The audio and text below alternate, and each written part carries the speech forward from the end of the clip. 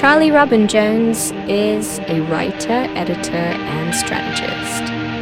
They are editor-at-large of materialist journal Real Review and UK correspondent of Flash Art, where they write a quarterly column on fashion. Jones is the former head of external relations for the Cultural Strategy Group. Flamingo, head of Digital 4032C, and digital editor of Dazed. Their work is concerned with ways in which emancipatory ideas contained in radical art can infiltrate global discourse. First of all, thanks so much to all of the other speakers today, and for Daniel for that, for putting this amazing day together. It's always like a real pleasure to come down and attend these, sort of like a weird low-key highlight of the year so it's just, so I'm kind of just actually endlessly jealous of you guys for being able to sort of soak in this, and look forward to the next months of study. And yeah, thanks a lot to Adam and Ricky and everyone else that's spoken today. So thanks very much. Now, the moment when Daniel started to talk about this presentation and the theme of today's summit being excess, I thought instantly it was a great idea. It is a great idea. And I thought that it was interesting because it kind of answered this question which all of us are kind of wrestling with if we work in fashion at all, and we're like it feels like every few weeks we ask ourselves, like, what is fashion, right? And what actually is this thing that is separate from clothing but related to clothing, and what is this system of images which defines so much but is also so ephemeral, and as soon as this idea of excess was kind of dropped, it seemed like actually the perfect answer to this eternal question of what is fashion. So that's going to be the main thrust of the talk, really, is looking at the ways that excess as a concept and a lens kind of unlocks so many of the questions which we might be asking about what it is that we're doing if we're working in fashion, as opposed to working in clothing or working in some form of image generation. What exactly is this idea, and how does one behave and work within that? And then I think if one takes the idea that excess is actually the meaning and the kind of soul of what fashion is, you then have to ask, well, what does the fashion industry do?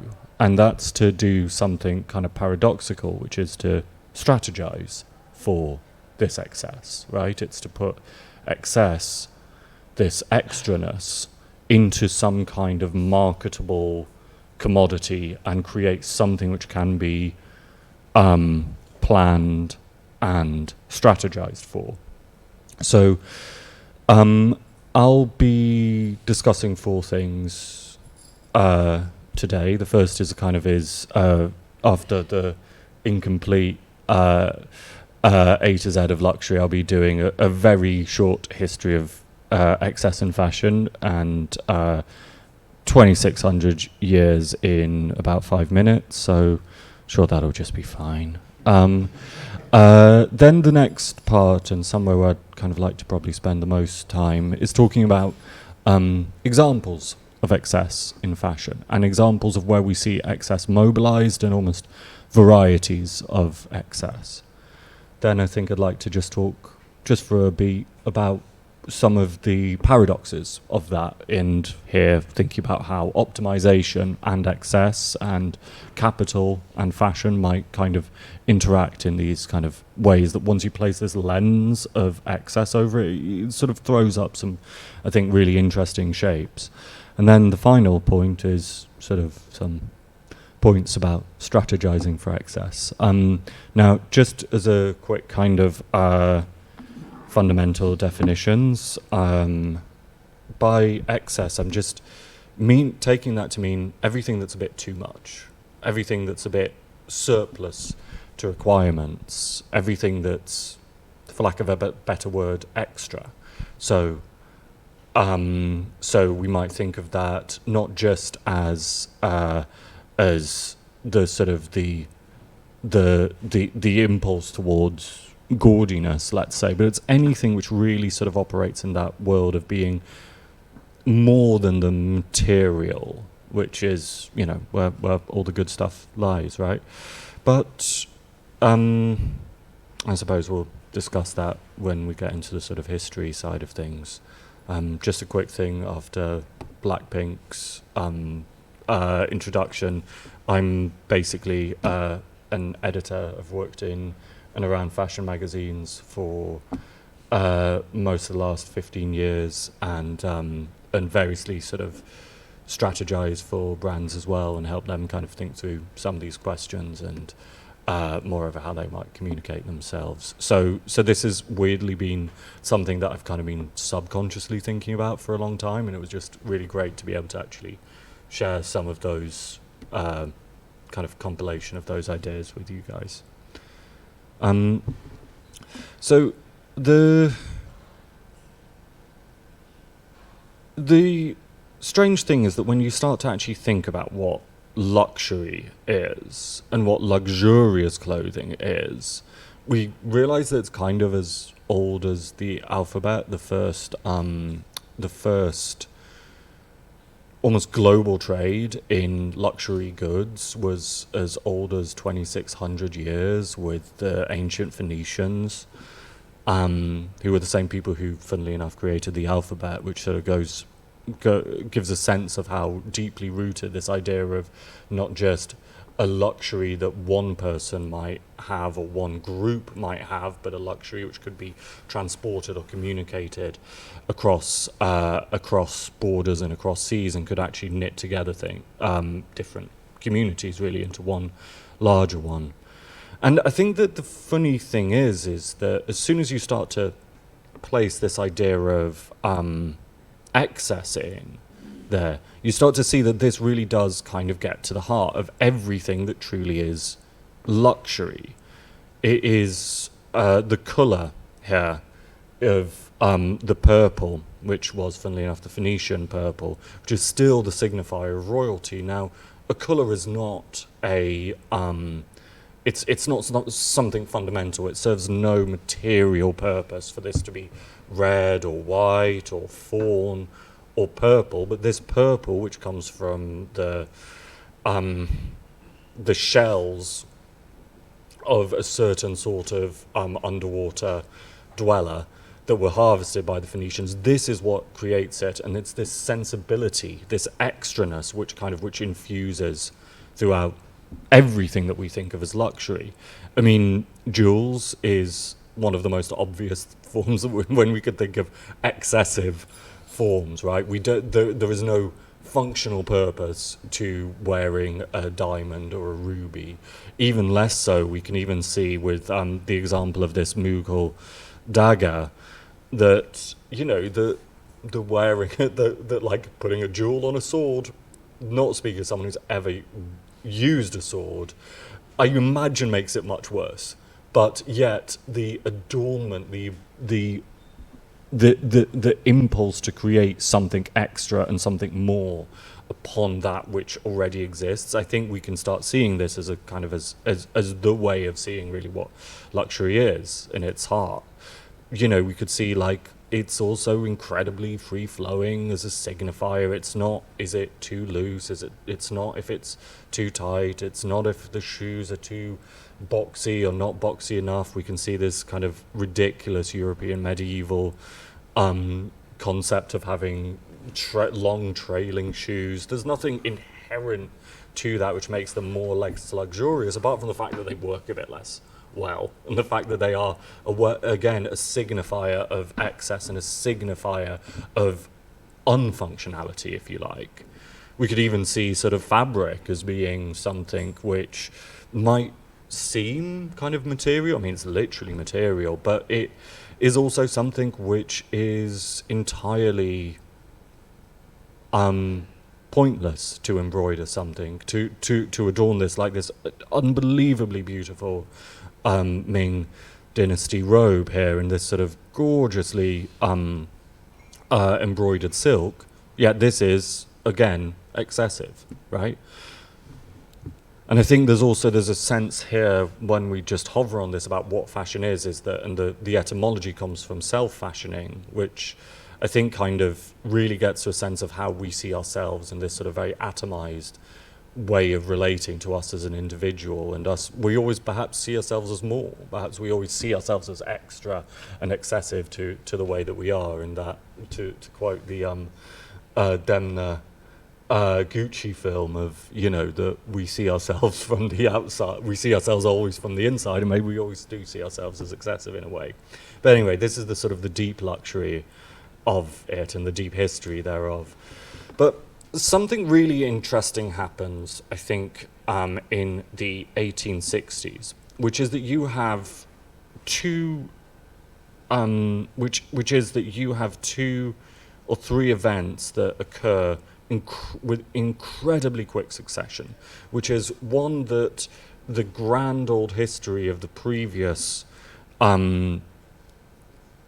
countless millennia of human history, in which every single thing is made by hand, which someone is sewing it, someone is embellishing that jewel, someone is dyeing it, is that you start to get machine-made clothing, which is something completely transformative if you really think about it. Something where that the majority of clothing would be something which anyone could buy and anyone could purchase, which then means that the traditional handmaking goes from being the basic way that everything is made, and some people have it with this dye, and some people have it with that dye, and some people have it with this thread, and some people have it with that thread. Wearing handmade clothes becomes actually the luxury gap. That's what luxury is. Luxury becomes handmade. And this is, ironically, created by the same person who is the very first fashion label, a couturier called Charles Worth, who in, I believe, 1853 set up his own house. And not only did he brand himself, he also branded his entire industry into the, I'm going to read the French very carefully here, and I'm not going to try and do the accent, the Chambre Syndicale de la Couture. I lied about doing the accent. This was the first guardrails about what luxury actually means, right? It is something which has an astonishingly high, to this day, requirement for its members. You can't call yourself a couturier if you don't have, I'm going to read it off the screen now, 20 full-time artisans, 15 of which have to work in Paris, and they have to produce 50 looks a season by hand, which is an astonishing sort of weight of what we consider luxury, right? And in a lot of ways, for this period, and I'd say until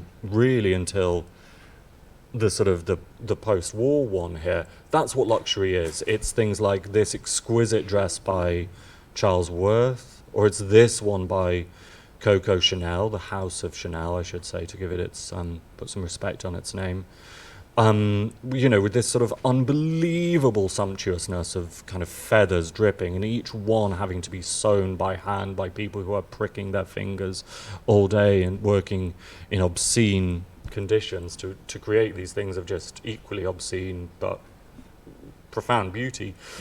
Now, even if you sort of look here towards the bottom left, you can see this look by the House of Dior, but I believe after Dior's passing, which was created by Yves Saint Laurent. And you can see here just the unbelievable embellishment and the unbelievable detail here, which is nothing if not excessive, to hammer that point home. But also, if this isn't fashion, if Yves Saint Laurent designing couture for the House of Dior is not fashion, I don't know what is. This is right at the soul of it, and it occupies this height right until the right until the sort of the dawn, I think, of the modern age, and that is an age that is defined by the innovations that Charles Word started with his idea of a brand, then became the idea of the ready-to-wear brand, which is something that Yves Saint Laurent pioneered with the launch of Rive Gauche. And it's at that point that the industrialization of fashion actually comes along, because it's the invention of something which is a luxury good which can be produced towards anyone and for anyone. As long as they can buy it, you can get it, and they can just make more and more and more of it, which is this sort of like really strange thing when you actually think about it.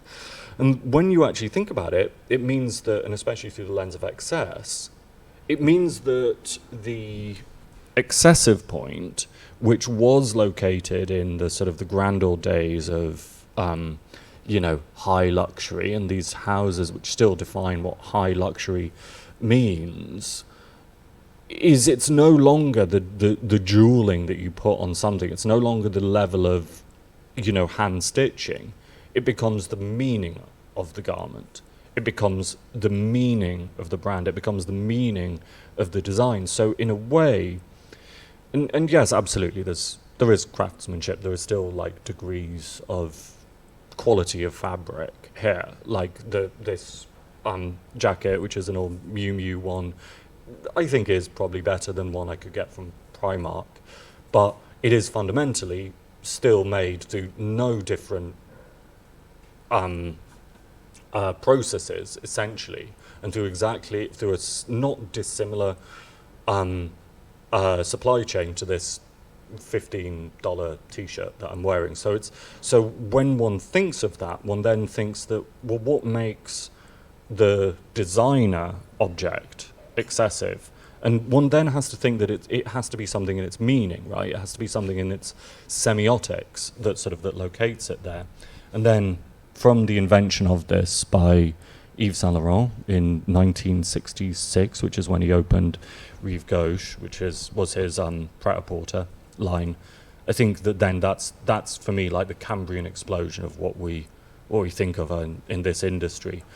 And that's kind of what I'd like to talk about next, which is what this excess looks like really in practice. And over the next few slides, I'm going to talk through different, I think, varieties of excess, different families of excess. Maximalism, this is the excess of excess, probably what we think of when we think of excess. But I think also minimalism is a kind of excess. And I think that also another form of excess which we could think of is, I kind of went for the alliteration here, but is manifestos, is the way that a brand would be able to infuse their house and their being through meaning and intellectual context and, pun intended, overthinking things, to be suffusing it with so much intellect and so much context and so much meaning that it justifies the price point. I think then the final one is something which I'm sort of most interested in personally, and I find like the most exciting, which is the majority, which is how we could think of what happens with fashion brands. I think like which Ricky's work with Service, I think found very inspiring in this context, which is how is it that people and we ourselves could become part of fashion, which we're supposedly not allowed in. And I think that sort of it's work by brands like Ricky's, which I think are really, really some of the most exciting of now. But I think for now we'll get into all this in the next few minutes. But for now, I just want to say that these are extremely non-definitive family tree. This is an extremely non-exclusive family tree, and we'll get into this a little bit more, but these are just more some thought starters that I had, and please feel free to add and re-add and reconsider all of these as we go. Now, I think the first one, like I said, is maximalism, which is kind of like the excess of excess. This is kind of like the Versailles model of excess. This is the more of excess. I think like instantly you're like, okay, yeah, that's Gianni Versace, that's gold, that's buckles, that's gold safety pins, that's flesh on show. It's also like, interestingly, I think you're also looking at like John Galliano as another impulse, who sort of is another sort of creator that works with this impulse where that you're suffusing it with just bigness. You're taking a sort of a dress, you're taking the couture show, and then you're ramping it up, and you're putting a crown on top of it, and you're putting ermine and silk, and you're just going bigger and bigger and bigger and bigger there. It's also is like, not uncoincidentally, probably like the most like libidinal thing, you know. It's like, it is flesh and it is bodies, and it is like the directness of that, you know. And I think it's funny that, I guess, kind of like we're all thinking about the Gucci show, and like Gucci is a sort of brand built on this. But I think interestingly for me, when I was kind of thinking about this, is it's not just the simplicity of more, but especially when you look at brands like Gucci, it's the idea of more, and it's the excess of excess in a way there. It's not just, yes, I'm making a bigger coat, or my dress has a longer train, as it might have been in, you know, the sort of, ancient times. It's also the idea of this is one of the things that it's also the idea of maximalism becomes its own logic, right? Like the dripping of references upon references upon references upon references of Alessandro Michele at Gucci, or this kind of just like plain straight up sumptuousness of this Demna look here from this which launched, I believe, on Tuesday or Monday. And I think that although this is kind of like the most direct form of, you know, excess luxury fashion, you know, I think it's one that we should also really sort of embrace and rethink again and kind of consider and go back to. I say that because for me, something that just being, you know, those guys, I find like minimalism something which I kind of gravitate to naturally. And I think that people often, you know, set the kind of the maximalism of this kind of mood here very much as against the sort of the minimal, stripped down nature. But I don't really think about the. I think when one puts it through this lens, you can see some like I said, some interesting shapes appear. But just to recap here, we're looking at things like Helmut Lang, who would strip his clothes so bare as to be free of any apparent excess, but yet would find avenues for, pun very much unintended, accessibility. That he would, in this look, which I believe is SS 98, he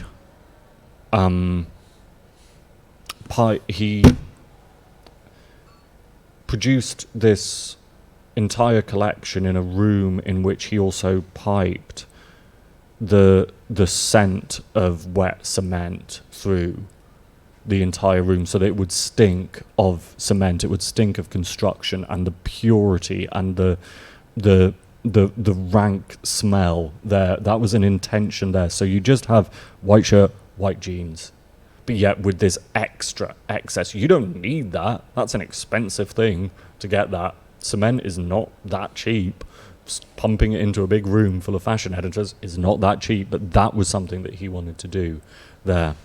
we also see that in the work of Phoebe Philo, I think, who is, amazing, and who has for several years worked in some ways to be kind of like deconstructing, I think, a lot of the ways that we would see women's wear, and in some ways kind of purifying it, and in some ways bringing the idea of what women can wear and how simple and cool and beautiful a piece can be, while also being comfortable and wearable and exactly what is needed, I think, in this world. Just going on from what Ricky said earlier, we also see Yohji Yamamoto as maybe the kind of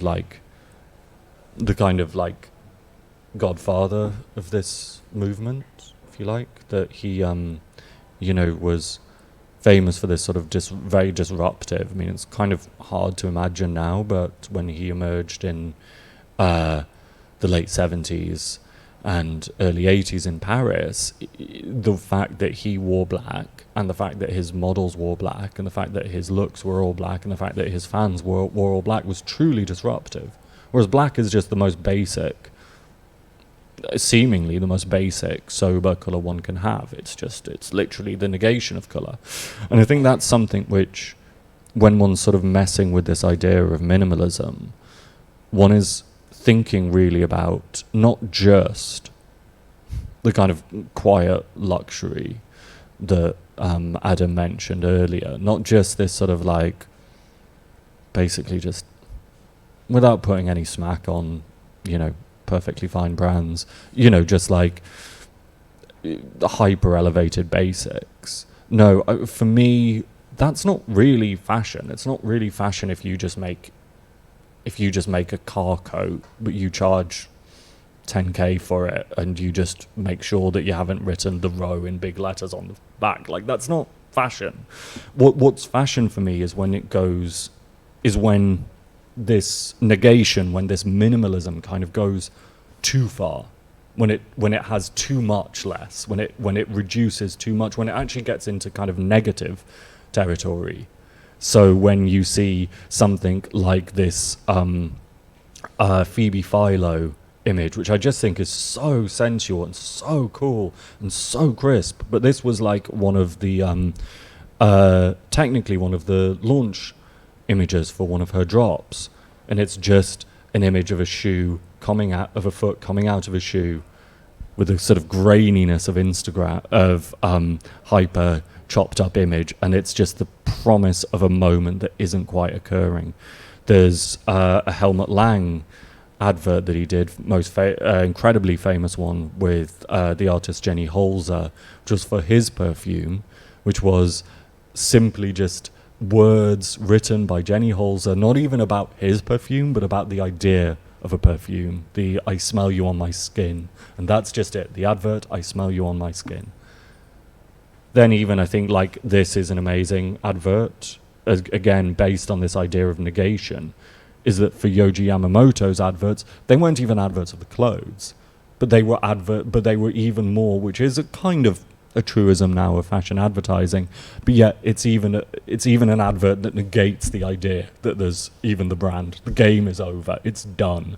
And I think that this is something really to play with, and the thing that we can still endlessly sort of see there. But again, it's the idea of excess being able to be applied to anything, as long as you're doing it so purposefully and so propositionally, that I think creates something which truly makes this such a wonderful industry and wonderful place to kind of to think about. Then I think there's another sort of species of excess that I was drawn to and thinking about a lot, and that's kind of like when we're like overthinking, or when we're, and I say that as I don't think in a room full of students that such a thing could be, I feel comfortable saying that overthinking's a good thing, but certainly that there's a certain sort of brand out there that approaches not just the manufacture of clothes, or not just the manufacture of their goods as material objects that are imbued with excess, but they even sort of go further and try to imbue these things with extra thinking, with extra links to other intellectual movements, aligning themselves to high art, as Prada does with its fondazioni. I really got to stop doing the accents, but maybe I don't. Anyway, but by aligning itself to high art, by aligning itself to a meaning which is sort of deeper in some ways, or even hinting at that, for me is one of the most interesting things that a fashion brand can do, such as with these wonderful Norbert Schöner editorials of the late 90s, when you're sort of almost casting a film, presenting a sort of a narrative which has no sequence, it just has pure imagery and it has pure suggestion within it. Then we can think of Grace Wells Bonner, an unbelievable designer who does craft unbelievably beautiful, exquisite clothing, which is so well practiced and so well crafted by such amazing ateliers, but yet she also will suffuse that through intellectual production and writing and books and zines and even shows at art galleries like the Serpentine we see here. And perhaps one of the most interesting people within this context also is Virgil Abloh, who had the pleasure of working with his archive on a project recently and pulling together all of which, and the project, as a slight side note, pulls together several of his interviews into one book, and one presents Virgil as an intellectual designer, as I believe he truly is, like maybe the 21st century's answer to all the the great conceptual designers of old, is his ability to suffuse his objects with this kind of meta quality. So yes, it's a boot, but then it contains within itself an idea of the boot, kind of like, here with the For Walking as his kind of like paradigmatic example, but also with the fact that he built this hoodie with Armut written on it, which is the signature of Duchamp, who, or the way that, I'll speak precisely, it's the way that Duchamp signed the urinal, which enshrined this common object, this most banal piece of industrial hardware, into an art piece through just writing. If he writes Armut on it, suddenly it's an artwork. And then Virgil writes on his hoodie Armut. So therefore, now this hoodie, this basic, banal, normal material object, which could be, I'm sure it was a perfectly fine one, but it could suddenly be worth so much more because he has decided to put Duchamp's signature on. But I think in a way that sort of signifies, just as a side note, something that does signify his generosity is that on the back he writes this little explainer of who Duchamp is. So he is literally both creating enormous value out of nothing, out of just an idea, but he's also letting us in there, and hence he's kind of writing this manifesto. I think it's really important for brands like this that they're not just being, kind of eggheads for the sake of being eggheads. They're not just being smart asses for the sake of being smart asses. I think one thing that really excites me when a brand works in this sort of like manifesto-like, overthinking, excess intellect type way is actually when they're offering ramps into the work and offering ramps into the rest of the world, Muccia puts on shows that you can go and see, you can see into this world. I think that then that is actually one sort of weird way that you can kind of subvert and use this industry for other purposes, which is good, because it is nice. Now, I think, like I sort of forewarned earlier, the idea of majority was one that I kind of played around with the word of a little bit, but it feels like something which is so integral to what a fashion, to what the most interesting fashion brands are doing today is in some ways working with like us.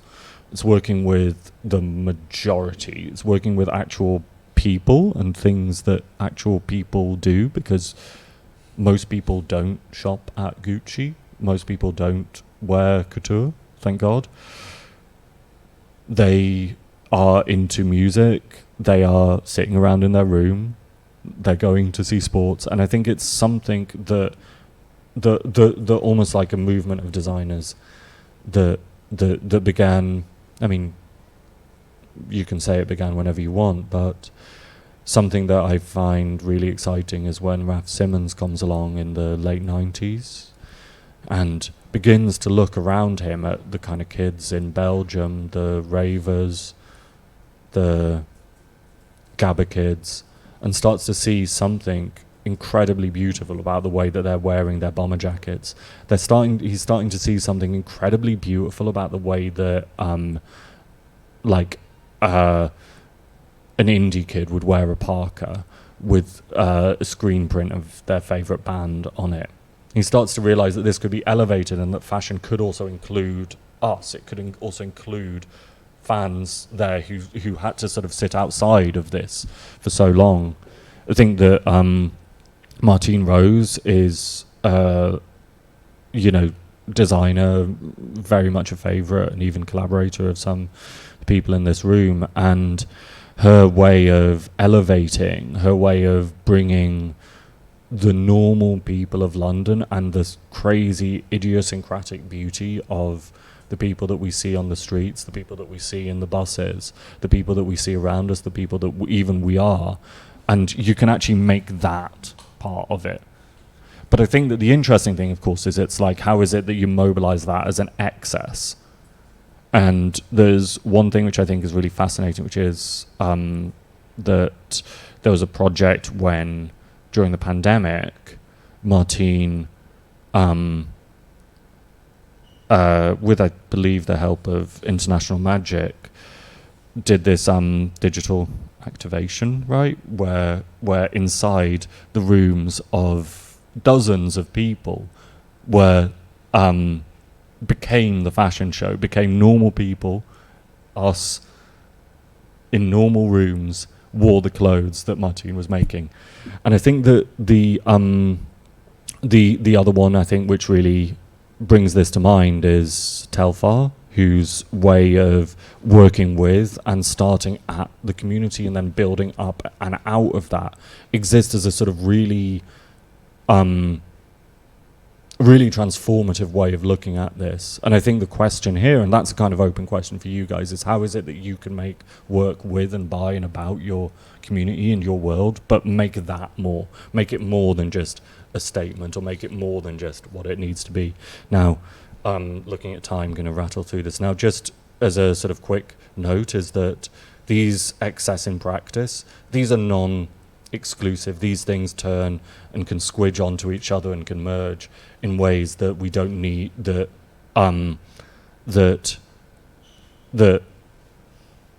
sort of, yeah, we can be embracing of lots of things, you know. Minimalism can also be working with the way that we all dress. Minimalism can also be a manifesto on itself. Maximalism can also be a sort of an artistic point as well. That's the slide that I was looking for that I didn't find and just stand there. Anyway, I kind of just want to just rattle through this, which is that the way that we think of and the way that we think of how this might interact with capitalism and might actually interact with us in our daily work that you'll do after you graduate, is that in some ways excess is exactly what capitalism wants. In some ways this is like exactly what every single holder of money wants to invest in, something which they can buy cheap and sell high. It justifies the margin, it creates a halo, you build up the IP by generating desire, and then you increase the value. That is how you get to turn what is a jacket which you could buy for 80 quid and change on eBay, and then you can turn it into this incredible piece of fashion history, which now sells for thousands and thousands and thousands of pounds. So capitalism loves it. But then it's also something which I think is interesting, though, because when you start to think about excess and really think about it, not just in the way of like going, oh yeah, that's great, so if you have a campaign and it looks cool, then you get to sell the coat for more. It's like, yeah, it is good. But then it's something strange when you plug the word excess in, is that you realize that actually it's inherently suboptimal. It's that these brands that are independently owned are really trying to do a really difficult job under really difficult circumstances, creating materially beautiful things at the level of excess, which is actually expressive of who the creator is not easy. It doesn't kind of make economic sense. What makes economic sense is making a Zara dress for 35 quid. That's what makes economic sense. Make it for, I don't know, £5. Plug it into the supply chain, knock it out.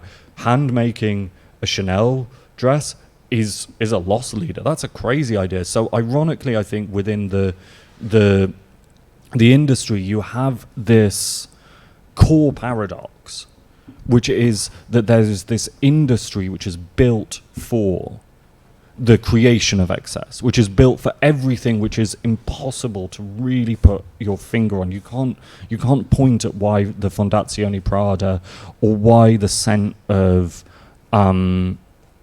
cement in a room is worth the money, is worth the return on investment. You just kind of have to believe it, and you just have to sort of roll into the excess. Because the reason that I chose these images here is that the one above is LVMH boardroom, which is shocking when one really looks at that picture. But this is what the boardrooms of these places look like. And the people who are in those rooms at the top, they want what people like Telfar, what people like Ricky, and what people like I guess you guys will be doing, is being able to make something which is truly incredibly cool. And that means being excessive. And that means doing things that kind of don't really make sense financially, that don't really have like a clear through line, but you kind of need to sort of push that. And I think that the sort of like the kind of final points here is that I wish I could sort of give you how to strategize for excess. But the truth is that at this stage, and this is a sort of a conversation we'll be having over the next few months and maybe even over the next years and years, but is to just sort of think that as you're kind of going into this period of education and then you're going into the industry, is just to realize that this paradox of hyper optimization is what people will push on you, and that to realize that this paradox of cutting everything down and making everything make sense and making everything materially fine, that's what they'll push on you, and that's what the world will push on us, and that's what the world pushes on us all the time. But you've got to, I think you've got to really sort of remember that working and producing in this industry does kind of require a certain sense of standing your ground and believing in an idea, even when it is excessive, even when it is ridiculous, even when it makes no sense at all, because that's actually what the industry wants, and that's actually what the industry needs, and that's what the industry craves. So I think, yeah, I think that is it. I think that sort of like through that, just 5 steps, and yeah,